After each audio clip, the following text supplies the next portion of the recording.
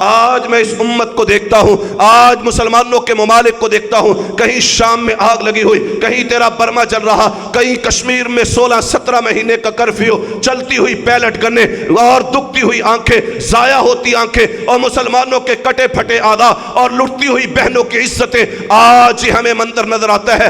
وجہ کیا ہے کہ آج ہم اللہ کے دین کے سے بے وفا ہوئے، اس دین سے بیگانہ ہوئے، اس کو صرف ضرورتوں کے مطابق لیا کہ جنازوں میں دین ہوگا، نمازوں میں دین ہوگا اور مسجدوں میں دین ہوگا، باقی ہمارے معاملات، ہماری تہذیب، ہماری ثقافت، ہماری خوشیاں، ہماری غمیاں کسی اور کے طریقے پر ہوں گے۔ ہم نے دعوت و جہاد کے راستوں کو ترک کیا، نتیجے کیا نکلے؟ آج امت ذلت و رسوائی کا شکار ہے، آج امت کے اعضاء میدانوں کے اندر کٹے پھٹے پڑے ہیں، آج اعضاء بکھرے پڑے ہیں، آج لہو بہتا ہوا نظر آ رہا ہے۔ وجہ کیا ہے؟ آج بے حسیاں دلوں کے اندر پیدا ہو گئی، وہ جو اسلام کی حمیت غیرتیں رسول اللہ صلی اللہ علیہ وسلم نے دی تھی، آج امت مسلمہ نے اس کو ترک کر دیا۔ دنیا کے تمام ادیان میں سے اللہ رب العالمین کے ہاں پسندیدہ دین دین اسلام ہے۔ دنیا میں جتنے بھی زندگی گزارنے کے طریقے اور سلیقے ہیں،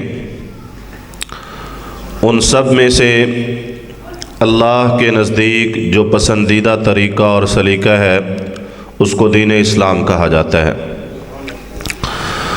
اور یہ اس قدر اللہ کا پسندیدہ دین ہے کہ کل قیامت کے دن جب ساری انسانیت اللہ رب العالمین کے ہاں جمع ہوگی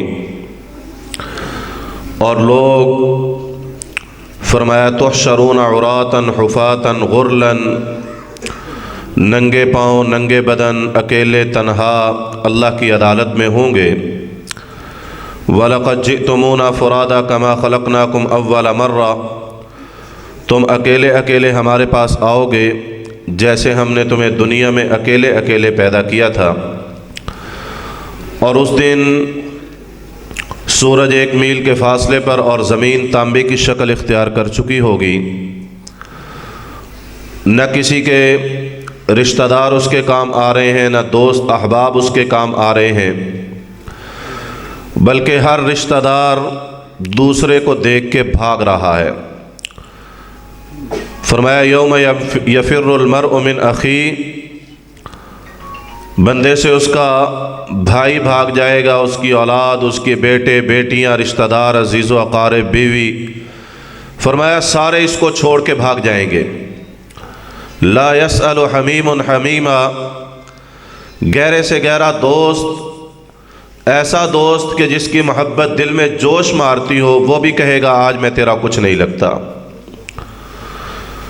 اور کسی کے کام آنا تو دور کی بات ہے، اس دن کیفیت یہ ہوگی، فرمایا یود المجرم لو یفتدی من عذاب یومئذ ببنی، اس دن مجرم یہ چاہ رہا ہوگا کہ کاش آج میری جگہ میری اولاد کو پکڑ لیا جائے، میرے والدین کو پکڑ لیا جائے، میرے رشتہ داروں کو، بیوی کو، کنبے قبیلے خاندان کو، سب کو گرفتار کر لیا جائے، پر آج کسی طرح سے مجھے نجات مل جائے۔ اور اس دن لوگوں کی کامیابیوں اور ناکامیوں کے فیصلے ہو رہے ہوں گے، کسی کا نامہ اعمال اس کے دائیں ہاتھ میں دیا جا رہا ہوگا اور کسی کا بائیں ہاتھ میں دیا جا رہا ہوگا۔ وَأَمَّا مَنْ أُوتِيَ كِتَابَهُ بِيَمِينِهِ فَيَقُولُ هَاؤُمُ اقْرَءُوا كِتَابِيَهْ، جس کے دائیں ہاتھ میں نامہ اعمال دیا گیا وہ کہے گا آؤ دیکھو میرے رب نے آج جو مجھے نامہ اعمال دیا ہے اس کو پڑھو۔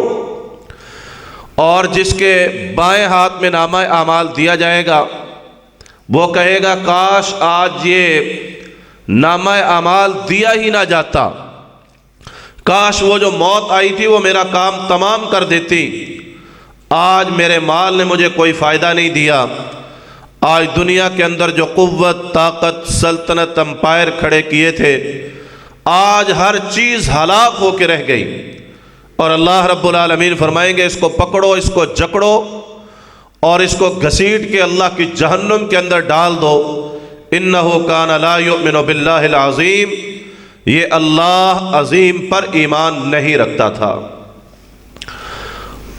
تو اس دن جو چیز انسان کے کام آئے گی وہ کیا ہے؟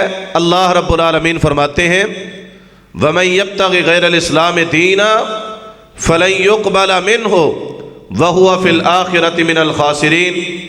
فرمایا کل قیامت کے دن اس کیفیت میں کہ جب لوگ پسینوں میں ڈبکیاں کھا رہے ہوں گے، جب کوئی کسی کے کام نہیں آئے گا، جب ہر بندہ اپنی جان کے اس کو لالے پڑے ہوں گے، جب ہر بندہ اپنے بارے میں سوچ رہا ہوگا کہ آج میرا کیا بنے گا، فرمایا اس دن اگر کوئی بندہ اسلام کے علاوہ کوئی اور چیز لے کے آتا ہے، کوئی اور مذہب لے کے آتا ہے، کوئی اور طریقہ اور سلیقہ زندگی گزارنے کا لے کے آتا ہے، فَلَن يُقْبَلَ مِنْهُ، اللہ فرماتے ہیں ہرگز قبول نہیں کیا جائے گا۔ معنی یہ ہے کہ کل قیامت کے دن اگر اللہ کی جنت کے حصول کے لیے زندگی کا ضابطہ کوئی اللہ قبول کریں گے تو وہ دین اسلام قبول کیا جائے گا، اور اگر اسلام کے علاوہ کوئی اور چیز لے کے آیا فَلَن يُقْبَلَ مِنْهُ، اللہ فرماتے ہیں اس سے ہرگز قبول نہیں کیا جائے گا، وَهُوَ فِي الْآخِرَةِ مِنَ الْخَاسِرِينَ، قیامت کے دن وہ گھاٹے اور خسارے کے اندر ہوگا۔ تو قیامت کے دن اللہ کی عدالت میں جو چیز انسان کو بچا سکتی ہے وہ اللہ کا دین اسلام ہے۔ تو میں نے عرض کیا کہ یہ اس قدر اللہ کا پسندیدہ دین ہے کہ کل قیامت کے دن نہ مشرق کی تہذیب کام آئے گی، نہ مغرب کی تہذیب کام آئے گی، نہ ہندوانہ رسم و رواج کام آئیں گے۔ کل قیامت کے دن اگر نجات کا سبب کوئی دین بنے گا تو وہ اللہ کا دین اسلام ہے۔ مجھے آج یہ دیکھنا چاہیے کہ میں آج زندگی گزار رہا ہوں، میرے دن گزر رہے ہیں، میری راتیں گزر رہی ہیں، میری صبحیں گزر رہی ہیں، میری شامیں گزر رہی ہیں، میں اپنی زندگی کا ایک وافر حصہ گزار چکا ہوں۔ آیا میرے گزرتے ہوئے دن اور میری راتیں، میری صبحیں اور میری شامیں اللہ کے دین اسلام کے مطابق گزر رہی ہیں یا نہیں گزر رہی؟ میں کیسے زندگی گزار رہا ہوں؟ اور اللہ رب العالمین نے ایمان والوں کو اس بات کا پابند کیا کہ یہ جو اللہ کا پسندیدہ دین ہے، فرمایا یا ایھا الذین آمنوا ادخلوا فی السلم کافہ، اے ایمان والو پورے کے پورے اللہ کے دین اسلام کے اندر آ جاؤ، اللہ کے دین اسلام میں آ جاؤ۔ تمہاری زندگیاں اللہ کے دین اسلام کے اندر گزرنی چاہیے، یہ اللہ کا پسندیدہ دین ہے۔ اس کے دو معنی ہیں کہ یہ نہ تو یہ چند افراد کا دین ہے، نہ چند اعمال کا دین ہے، یہ مکمل ضابطہ حیات ہے۔ نعرہ تکبیر، نعرہ تکبیر، نعرہ تکبیر۔ السلام علیکم۔ ماشاءاللہ جی، ہم مولانا منظور احمد صاحب حفظہ اللہ کو اپنے اس کانفرنس میں آمد پر خوش آمدید کہتے ہیں۔ تو میں عرض کر رہا تھا کہ یہ اللہ کا دین، پسندیدہ دین، اللہ رب العالمین اپنے ایمان والے بندوں سے تقاضا کرتے ہیں کہ ادخلوا فی السلم کافہ، پورے کے پورے اسلام کے اندر داخل ہو جاؤ۔ نہ یہ چند افراد کا دین ہے، نہ چند اعمال کا دین ہے، یہ ریاست کے حکمران سے لے کر عوام الناس تک ایک ایک بندہ اس دین کا ذمہ دار ہے۔ جس طرح سے ایک عام آدمی، جس طرح سے ایک مسجد کا امام، جس طرح سے ایک مسجد کا خطیب، جس طرح سے ایک عالم دین اس دین کا پابند ہے، اسی طرح سے اس ریاست کے ذمہ داران بھی، حکومتیں اور سلطنتیں چلانے والے، یہ سارے کے سارے لوگ اللہ کے دین کے پابند ہیں۔ انہیں اللہ کے دین کے اندر آنا ہوگا۔ اس کے اندر طبقاتی تفریق نہیں ہے کہ میں چونکہ تجارت سے وابستہ ہوں، مجھے اللہ کے دین پر عمل کرنے کی ضرورت نہیں ہے، میں زمیندارہ کرتا ہوں، مجھے اللہ کے دین پر عمل پیرا ہونے کی ضرورت نہیں ہے، چونکہ میرا تعارف دنیا کے اعتبار سے ہے، مارکیٹ میں ہے، تجارت میں ہے، بزنس میں ہے، لہذا میرے اوپر اللہ کے دین کے قانون لاگو نہیں ہوتے۔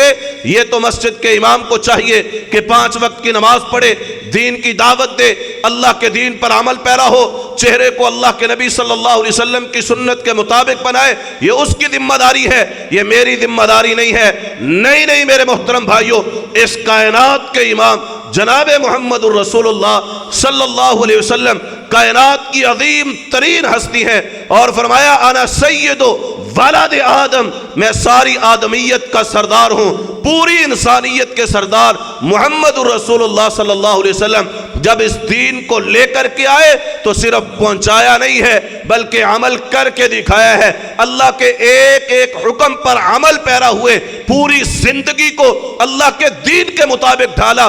جب امی جان عائشہ سے پوچھا گیا رضی اللہ عنہا کہ نبی صلی اللہ علیہ وسلم کے اخلاق کیا تھے, رویے کیا تھے, طریقہ کیا تھا, فرمایا کان خلقہ القرآن. نبی صلی اللہ علیہ وسلم کے اخلاق طریقوں کو زندگی کو دیکھنا چاہتے ہو, اللہ کے قرآن پڑھتے چلے, اللہ کے قرآن کی آیات پڑھتے چلے جاؤ, تمہیں رسول اللہ صلی اللہ علیہ وسلم کا طریقہ اور اخلاق ملتے چلے جائیں گے.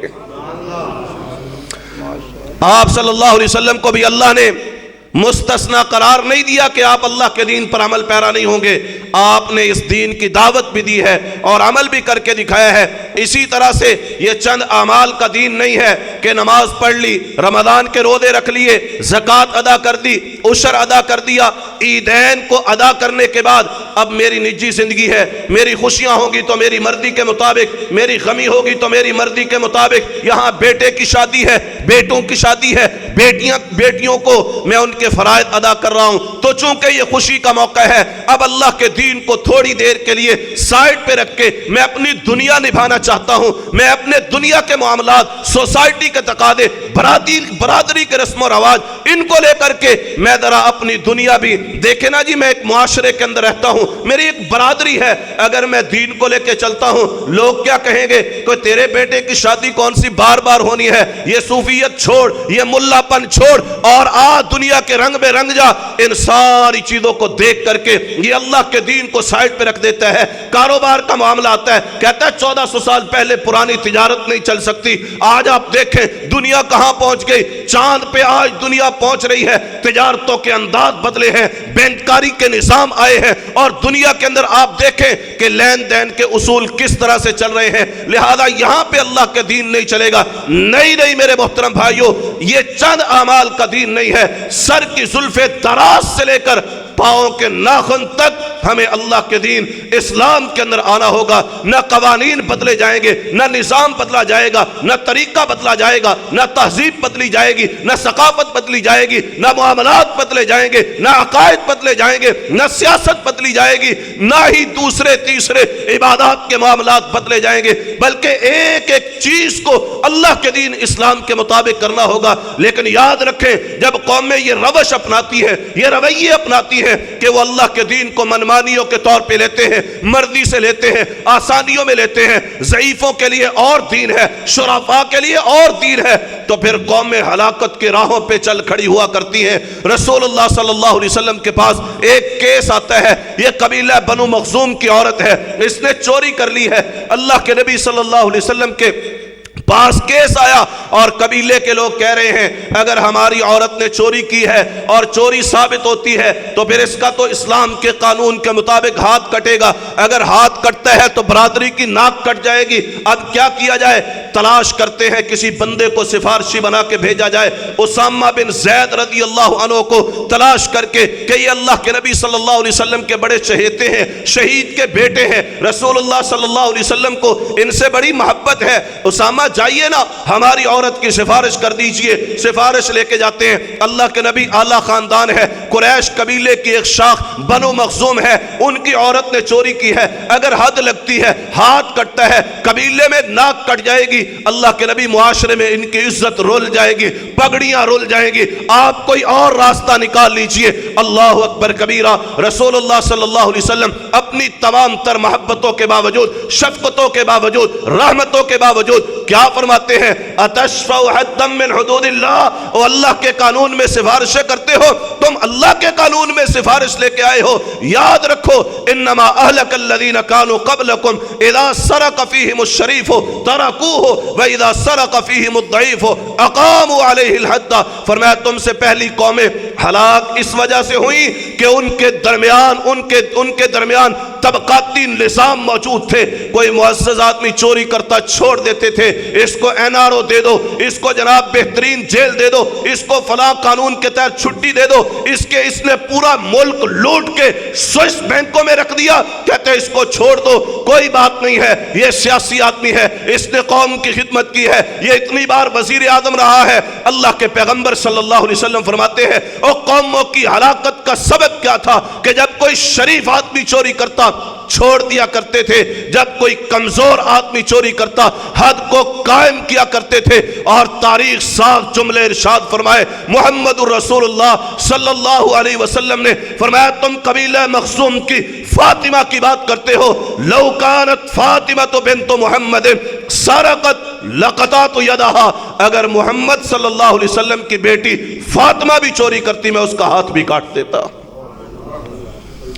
یہ دین ہے جو ہمیں محمد الرسول اللہ صلی اللہ علیہ وسلم نے سکھلایا ہے. تو میرے محترم بھائیو, یہ اللہ کا پسندیدہ دین ہے اور اللہ ہمیں حکم دیتا ہے ادخلوا فی السلم کافہ, اور آؤ پورے کے پورے اللہ کے دین اسلام کے اندر آ جاؤ. اس سے عقائد بھی لو, اس سے سنت, اس سے عبادات بھی لو, اس سے معاملات بھی لو. آؤ اللہ کے دین کو اپناؤ. اور جب قومیں اللہ کے دین کو لے کے کھڑی ہو جاتی ہیں پھر اللہ ان کو کامیابیاں کس انداز سے دیتا ہے کہ وہ بدر میں کھڑے ہوتے ہیں, اللہ آسمان سے فرشتے اتار دیتا ہے, احد میں کھڑے ہوتے ہیں, اللہ ان کی مدد کیا کرتا ہے, خندق کے میدان میں کھڑے ہوتے ہیں, پیٹوں پہ پتھر باندھ کے اسلام کی بقا کے لیے, علو و استعلاء کے لیے جب وہ قربانیاں دیتے ہیں, ان کی زندگیاں, ان کا عمل اور اسلام کی دعوت اور غلبہ اسلام کے لیے جب وہ اپنا کردار ادا کرتے ہیں تو پھر اللہ ان کو کامیابیاں کس انداز سے دیتا ہے. اللہ کے نبی صلی اللہ علیہ وسلم اپنے ساتھیوں کے ساتھ خندق کے میدان میں کھڑے ہیں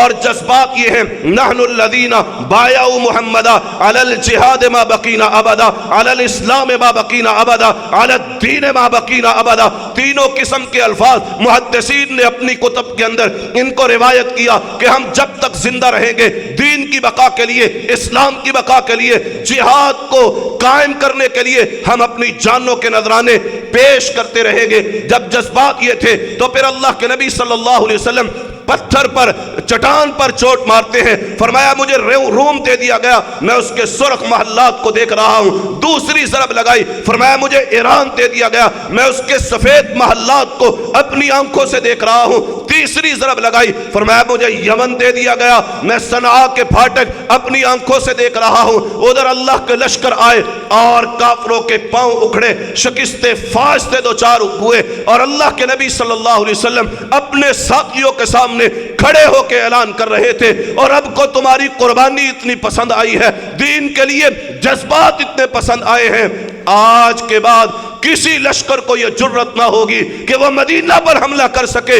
الان نغزوہم ولا یغزوننا, آج کے بعد لشکر نکلیں گے تو مدینہ سے نکلیں گے, کبھی کوئی لشکر مدینہ پر حملہ نہیں کر سکے گا. یہ اسلام کے لیے کھڑے ہوئے تھے. پھر یہ قافلے چلے تھے, 1400 صحابہ موت پہ بیعت حدیبیہ کے مقام پہ کر رہے تھے.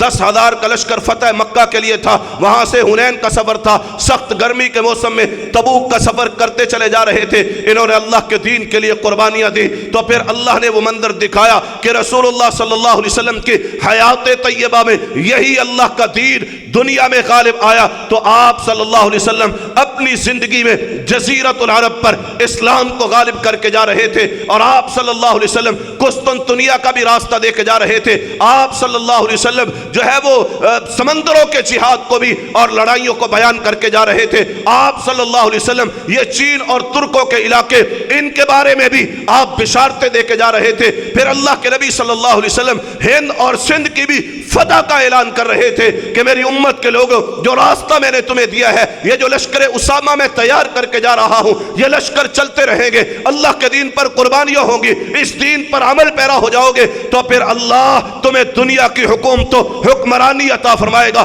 لا یبقى علی ظہر الارض بیت مدر ولا وبر, اللہ کی زمین پر کوئی کچا پکا گھر گھروندہ ایسا نہیں رہے گا یہاں تک کہ اللہ کلمہ اسلام کو اس کے اندر داخل فرما دیں گے. کوئی عزت سے قبول کرے, اللہ عزتیں دے کے, کوئی ذلیل و رسوا ہو کے قبول کرے, اللہ ذلیل و رسوا کر کے, مگر اس کلمے کو اس دنیا کے اندر غالب کر کر کے چھوڑیں گے یہ دین دنیا کے اندر غالب آئے گا۔ اور تاریخ اٹھا کے دیکھیں 90 ہجری میں آخری صحابی مکہ کے اندر فوت ہوتا ہے۔ رسول اللہ صلی اللہ علیہ وسلم کے صحابہ کا یہ 100 سالہ دور اور 90 لاکھ مربع میل تک مسلمانوں کی حکومت تھی۔ اللہ کے نبی صلی اللہ علیہ وسلم بشارتے تھے کہ گئے تھے، راستے بتا کے گئے تھے، حدود کا تعین کر کے گئے تھے، اور وہ اللہ کے دین کے جھنڈے کو لے کے نکلے تھے۔ کامیابیاں ان کے قدم چوم رہی تھی۔ معتصم باللہ اپنے محل کی چھت پہ کھڑے ہو کے آسمان کے بادلوں سے کہہ رہے تھے، او جاؤ جہاں بھی جا کے برسنا ہے برسو، جہاں بھی جا کے برسو گے یا وہاں کا اناج ہمارے خزانوں میں آئے گا یا وہاں کا ٹیکس اور خراج ہمارے خزانوں میں آئے گا۔ یہ اسلام ہے، یہ آپ کی تاریخ ہے، یہ آپ کا ماضی ہے۔ پھر جب مسلمان اپنی دنیا کے ہو کے رہ گئے اور دل کی دنیا میں دنیا آباد ہو کے رہ گئی، پھر اپنی دنیا کے اندر یہ اپنی دنیا کو ترجیح دینے لگے، اور رسول اللہ صلی اللہ علیہ وسلم کی ان احادیث کے مطابق کہ جس میں وہن کا تذکرہ کہ دلوں میں وہن کی بیماری پیدا ہو جائے گی، جس میں یہ تذکرہ کہ سودی کاروبار ہوں گے، تم بیلوں کی دموں کو تھام لو گے، تم کھیتی فصلوں پر قناعت کر بیٹھو گے اور تم جہاد کے میدانوں کو ویران کر دو گے، تو نتیجے کیا نکلیں گے؟ اللہ ذلتوں کو مسلط کر دے گا۔ یہ اتنا عظیم الشان ماضی رکھنے والی قوم، آج میں اس امت کو دیکھتا ہوں، آج مسلمانوں کے ممالک کو دیکھتا ہوں، کہیں شام میں آگ لگی ہوئی، کہیں تیرا برما جل رہا، کہیں کشمیر میں 16-17 مہینے کا کرفیو، چلتی ہوئی پیلٹ گنے اور دکھتی ہوئی آنکھیں، ضائع ہوتی آنکھیں، اور مسلمانوں کے کٹے پھٹے آدھا اور لٹتی ہوئی بہنوں کی عزتیں۔ آج ہی ہمیں منظر نظر آتا ہے۔ وجہ کیا ہے؟ کہ آج ہم اللہ کے دین کے سے بے وفا ہوئے، اس دین سے بیگانہ ہوئے، اس کو صرف ضرورتوں کے مطابق لیا کہ جنازوں میں دین ہوگا، نمازوں میں دین ہوگا اور مسجدوں میں دین ہوگا، باقی ہمارے معاملات، ہماری تہذیب، ہماری ثقافت، ہماری خوشیاں، ہماری غمیاں کسی اور کے طریقے پر ہوں گے۔ ہم نے دعوت و جہاد کے راستوں کو ترک کیا، نتیجے کیا نکلے؟ آج امت ذلت و رسوائی کا شکار ہے۔ آج امت کے اعضاء میدانوں کے اندر پھٹے پڑے ہیں، آج اعضاء بکھرے پڑے ہیں، آج لہو بہتا ہوا نظر آ رہا ہے۔ وجہ کیا ہے؟ آج بے حسیاں دلوں کے اندر پیدا ہو گئی۔ وہ جو اسلام کی حمیت غیرت رسول اللہ صلی اللہ علیہ وسلم نے دی تھی، آج امت مسلمہ نے اس کو ترک کر دیا۔ اللہ اکبر کبیرہ۔ آخری بات کہہ کے بات کو ختم کرنے کی طرف جاتا ہوں۔ سعید بن عامر رضی اللہ عنہ کو امیر المؤمنین عمر رضی اللہ عنہ نے حمص کا گورنر بنا کے بھیجا کہ جائیں آپ جا کر کے حمص کی ذمہ داری سنبھالے۔ یہ حمص کو کویفہ کہتے تھے کہ یہ چھوٹا کوفہ ہے، یہاں کسی امیر کو ٹکنے نہیں دیتے تھے۔ امیر کے بارے میں شکایتیں کرنا، امیر کے بارے میں اعتراضات کرنا اور طرح طرح کے الزامات لگانا حمص کے لوگوں کا کوفیوں کی طرح کا شیوا تھا۔ اللہ اکبر کبیرہ۔ اپنی ٹیم کا بہترین ساتھی سعید بن عامر رضی اللہ عنہ وارضا ان کو منتخب کر کے گورنر بنا دیا حمص کا۔ چلے گئے، کچھ عرصے کے بعد گزر ہوتا ہے، بتاؤ تمہارے امیر کا حال کیا ہے؟ کہا آپ نے جو امیر دیا ہے ہمیں تو ان سے بڑی ہی شکایتیں ہیں۔ پہلی شکایت یہ ہے کہ رات صرف دن کو کام کرتا ہے، رات کو دروازہ نہیں کھولتا۔ دوسری شکایت یہ ہے کہ یہ پورا ایک دن ہفتے میں چھٹی کرتا ہے، اس دن کوئی کام نہیں کرتا۔ اور تیسری شکایت یہ ہے کہ یہ مجلس میں بیٹھے بیٹھے بے ہوش ہو جاتا ہے۔ مریض گورنر دیا ہے آپ نے ہمیں۔ سعید بن عامر کو بلایا گیا، آپ پر یہ اعتراضات ہیں، جواب دیجئے۔ کہا امیر المؤمنین میں یہ باتیں کبھی نہیں بتانا چاہتا تھا، پر آج آپ کے اعتماد اور بھروسے کی بات ہے تو پھر بتائے دیتا ہوں۔ یہ کہتے ہیں دن کو کام کرتا ہے، رات کو کام نہیں کرتا۔ امیر المؤمنین دن میں نے ان کی خدمت اور مخلوق کی خدمت کے لیے اور رات کو خالق کی عبادت کے لیے وقف کر رکھا ہے۔ دن کو ان کے معاملات سلجھاتا ہوں، رات کو مصلے پر کھڑے ہو کے اپنے رب سے اپنے گناہوں کے معاملات سلجھاتا ہوں۔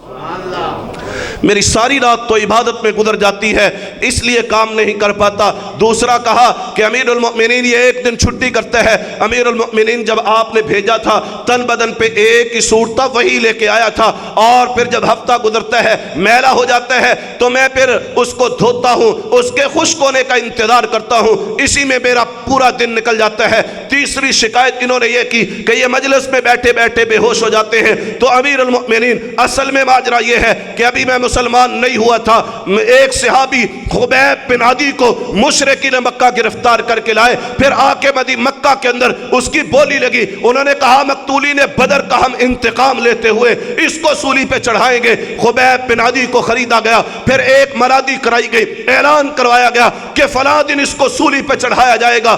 وہ دن آ گیا اور مکہ والوں کو بڑی بے صبری سے انتظار تھا کہ وہ دن کب آئے گا جب مسلمان کو لٹکا ہوا ہم دیکھیں گے، مسلمان کے بہتے ہوئے لہو کو، چھلی ہوتے جسم کو ہم دیکھیں گے۔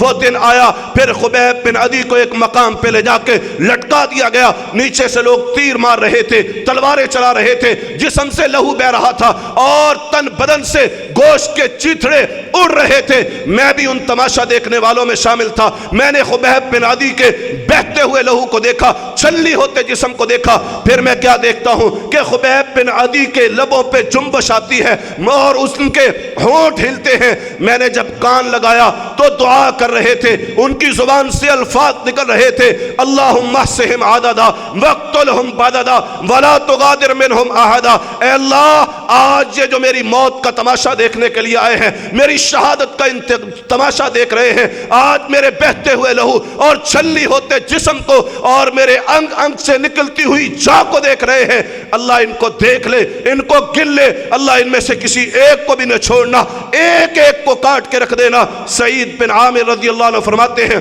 کیا وہ بد دعا تھی، دل کی دنیا پہ اثر کر گئی، میں نے اسلام قبول کر لیا اور اس کے بعد پھر ایک لمبا زمانہ اسلام کے اندر گزارا، پر جب آج بھی وہ منظر یاد آتا ہے، آنکھوں کے سامنے آتا ہے تو میں بے ہوش ہو جاتا ہوں کہ کل قیامت کے دن اگر میرے رب نے مجھ سے یہ پوچھ لیا کہ جب ایک مظلوم مسلمان کی شہادت کو تم دیکھ رہے تھے تو تم نے کیا کیا تھا؟ اللہ اکبر کبیرہ۔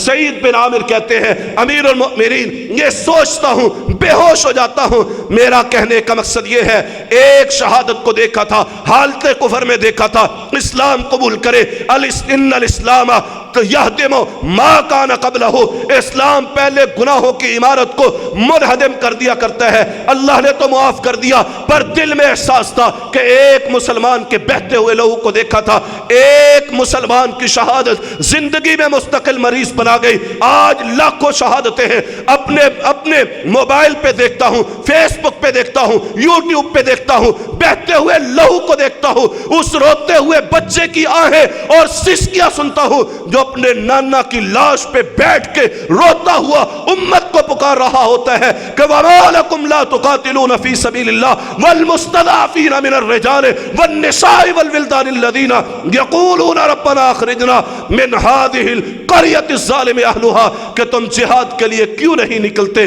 یہاں بستیاں اجاڑ دی گئی، عزتیں لوٹ لی گئی، اعضاء الگ کر دیے گئے، یہاں لہو بہا دیا گیا، اور تمہیں کیا ہو گیا؟ آج میں ٹس سے مس نہیں ہوتا، اگر قیامت کے دن میرے رب نے مجھ سے پوچھ لیا تو میں اپنے رب کو کیا جواب دوں گا؟